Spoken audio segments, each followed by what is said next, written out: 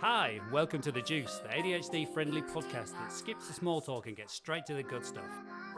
I want to talk about the difference between ADHD burnout and depression because they seem similar, but they're actually quite different. And for people who are going through the ADHD diagnosis process, I think it would be quite useful to know what the differences are. Yeah. So for me, for years, I was going to the doctor and trying to get answers because I had anxiety and depression, what I thought was. And I tried lots of different types of SSRIs and nothing worked. And I just kept going back and finally get the ADHD diagnosis. And it turns out it was all ADHD. So that's not to say that people with ADHD can't have anxiety and depression because of course you can. Yeah. But ADHD burnout and depression are different, and it's important to know the differences because when you have ADHD and you go into burnout, then you're aware and you can actually do something about it. So what are the differences then? Because I'm not sure that I really fully understand this, and it'd be interesting to know because it may be that I've had this in my life but never really noticed. Yeah, exactly. So ADHD burnout happens after you've been overstimulated for too long. Or for me, when I've been in a hyperfocus. So a couple of weeks ago, I was in a hyperfocus for a couple of days working on the podcast.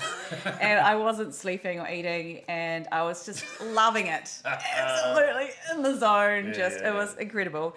And then what followed was burnout. And I just so exhausted, had to shut the world out, eat, sleep, and then just wait for myself to be able to communicate again with the outside world. Essentially, it's just shutting out the outside world, and that helps me to repair and refuel. So now that I know the difference, I know that I'm going to come right.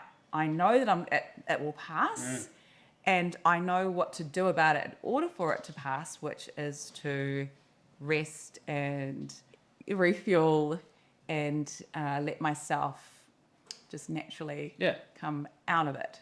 Yeah, it's really interesting you say that because I have definitely experienced that in the past and not really realized.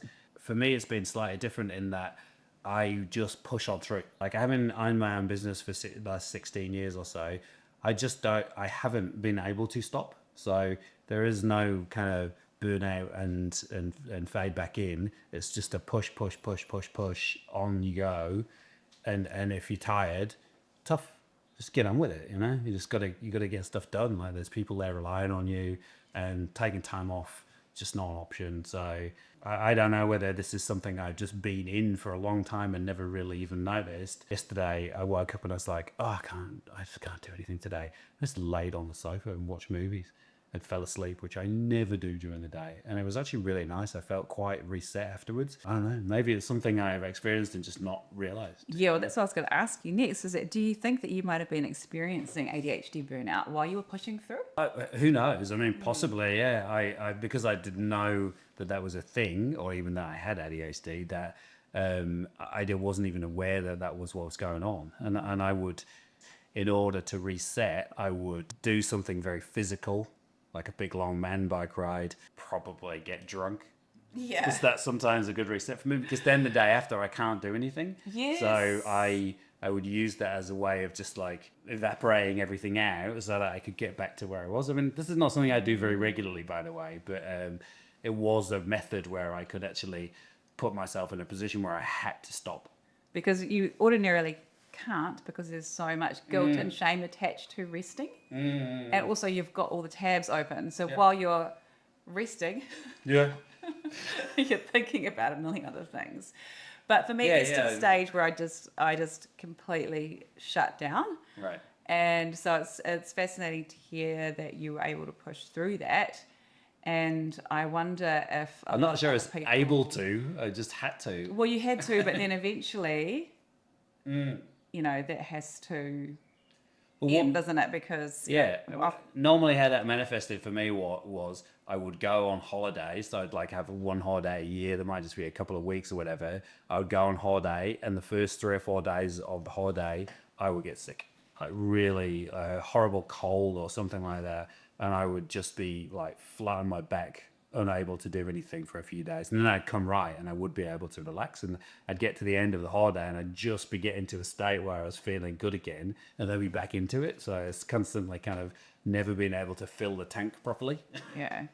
Often from the outside, it doesn't look like anything's going wrong. How do you do all of that stuff? You run your own business, Yeah. you're on the board of the Chamber of Commerce, you go mountain biking and motorcycling. Yeah. I used to do karate a lot as well, and you're involved in all these community things. And I'm like, yeah, but I can't not do it. Yes, same. Sitting still 50 million is things all the time. anathema to me. Oh, yeah, it's horrible. It's so boring. Well, there has to be then lots of this thing goes off. But then eventually your body will burn out if you have ADHD. The key differences are that ADHD burnout is caused by chronic overwhelm and overstimulation, Right. whereas depression can occur without any trigger. Yeah, and when we're in burnout, we want to do things but just can't start. Whereas depression is different. It's like there's no desire to do anything. Yeah. Well, while you're in burnout, the energy can still fluctuate for someone with ADHD, but with depression, it will just stay, mood and energy will stay low. Oh, okay, that's interesting. Yeah. For me, when I'm in burnout, it will pass after a few days. Yeah. If it's because of an ADHD thing, I know that I'm going to come out of it after a few days of rest.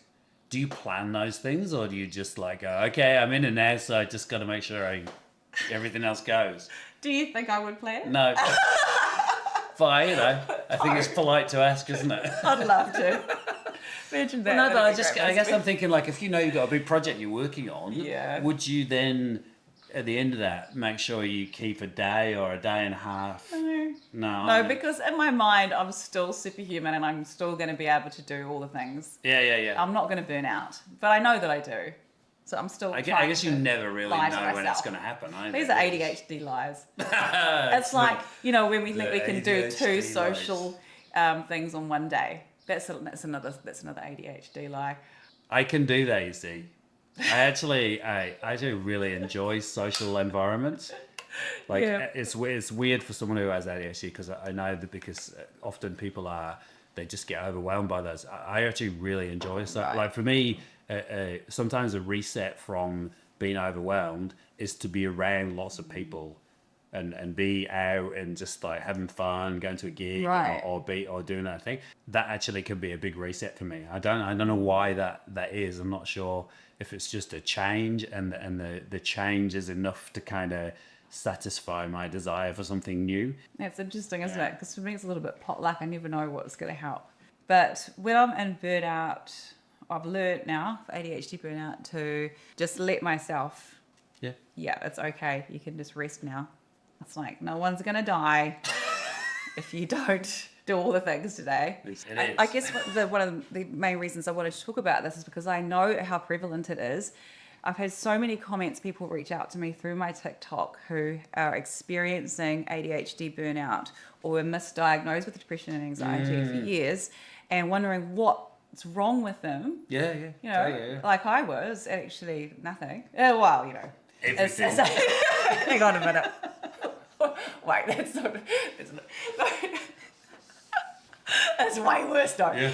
Just knowing that they're not alone. High up leaders and organisations who have a lot of pressure and stress and brilliant. Yeah.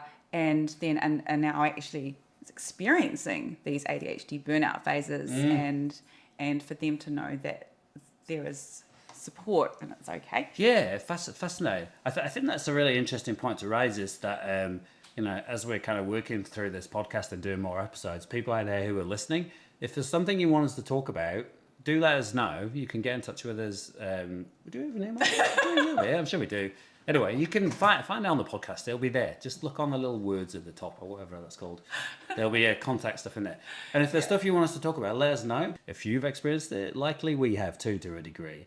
And as you've probably heard from me and Amy talking, our experiences of the different symptoms of ADHD are quite different. Some of them are very similar, but some of them are quite different as well. And I think it's important that we kind of get different viewpoints on this, so people understand that it's not the same for everybody. Yeah, that's right. It's a very subjective kind of process that you go through. Even having this difference, but also being diagnosed with it, and then how you respond to it as well. Because there's hyperactive and there's inattentive. Yes. And there's combination. So I'm combination. I'm not sure what you were. I don't know. Because I got the report and it was quite long, so I didn't read it. Well, that was what I was going to... I was going to provide them with some feedback. Like, you're giving these long reports 9 pages. to people with ADHD. Like, what the fuck are you doing? 9 I pages got of- into ChatGPT and said, could you please I should break do this that. down into bullet points? Because I'm not going to read that. That's a great idea. I did not. I sort of glanced at it and I was like, oh yeah, because I think there's like 9 conditions you have to meet to be diagnosed, and I got 8 of them. So it's like, yes, You're an overachiever. high achiever. Aren't you? It's I think it's interesting because I did not read it all the way through. I sat down and I got probably past the first couple of pages, and I was like, yeah, right, I've got everything I need to know now. So there might even be some useful information in that diagnosis document that I haven't actually read. I feel really stupid saying that. Do you mean to right say now. you were just like, okay, just get to the point? Yeah. Because that's the story of my life. I can't stand it when people take too long to explain something. It's like, just... But that is an ADHD out. thing, isn't it? When, especially when people talk slowly as well, or they waffle a little bit, because it's like, I already know where this sentence is going to finish. I know what you're going to say, so can you just please say Slow it? talkers are the worst people. Like, and it's so It's such not a their hypocrite fault. because I waffle on with millions of different topics at once, but I can't stand it when someone's trying to. Yeah, but it's not say their something fault. that's You like- got to recognize this as well. Like we can't just expect the world to revolve around us. you Well, know? it's right up there with people who crunch loudly. See, Like, that doesn't bother me. what about coffee slurping? I don't much. No, see, Yeah, it doesn't bother me at all. I Actually. was honestly, you know, Yeah, my I get partner, it. my romantic partner, romantic partner. fucking slurps his coffee. Okay. Oh, Yeah, but- I had to tell him immediately. I was like, "Look, you're Slurping- great. Like, Yeah, but stop but slurping can the you coffee. just, You're gonna get for slapped. the love of God, not slurp the coffee? Get him a sippy cup. Like, oh."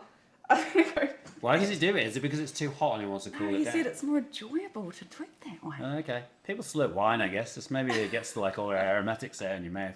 But yeah, but I think that's important to know that there are so many different ways of experiencing this difference. You know, it's useful to understand that everybody has their own process that they go through in this, and you know what I experience in having ADHD is quite different to yours. I think there's definitely some similarities. Yeah. At the same time, it can be incredibly isolating, and particularly if you're in a situation where perhaps you haven't told your peers or you haven't told many people, you're like, right, I'm going through the process of diagnosis.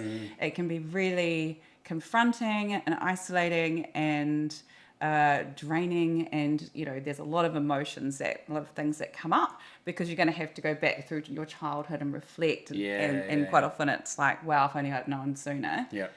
So just to know that you're supported, and definitely just I think comment. Yeah. Was the easiest way.